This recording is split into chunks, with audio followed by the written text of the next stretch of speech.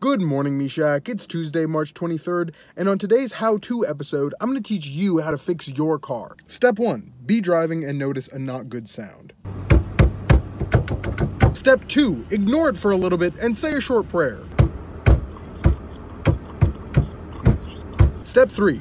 Park and then panic. This step is really important, so don't skip it. It's really important that you panic properly. If you're having trouble panicking, just imagine that the problem you're about to discover is eventually going to cost you $3,000. If you're still having trouble panicking, start to imagine that your car might blow up at any second, or say to yourself, I'm not worthy of love. If you're still having trouble panicking, try checking your bank account and realizing that it would take way less than $3,000 to financially devastate you. Step 4. Locate your problem. In this case, the problem is coming from the back, so let's go check there. Step 5. So this is usually when you would spend an hour with your mouth agape staring at where you think the problem is coming from and hoping that a mechanic will walk up to you and tell you exactly what the problem is. And that's a valid strategy, but in this instance, the trunk of my car has literally fallen off the frame of it, so I think we have a good idea of what the problem is. If your problem isn't so obvious, don't worry. You're welcome to try the staring strategy, or you can always call your dad or uncle in a panic. Step number 6. Let the frustration and gravity of the situation really sink in. It'll help with the existential problems.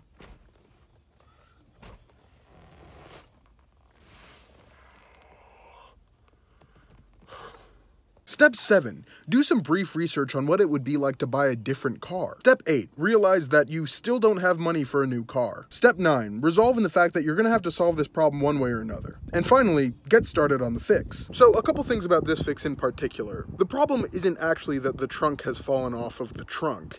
The problem is that the trunk wouldn't open, so I had to take the trunk off of the trunk to open the trunk. The real problem is with this bad boy. See, this bad boy is supposed to go down, and that bad boy is supposed to go up. But since this one only goes down a certain amount, and this one is not attached low enough, this isn't going up enough, and the trunk won't open. And the solution to this problem is to just move where it's attached to. I've done it a dozen times. So let's go do that.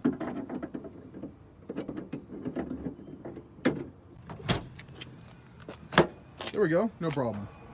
Yeah, well, no problem until you have to fix it again. And then again, and then again.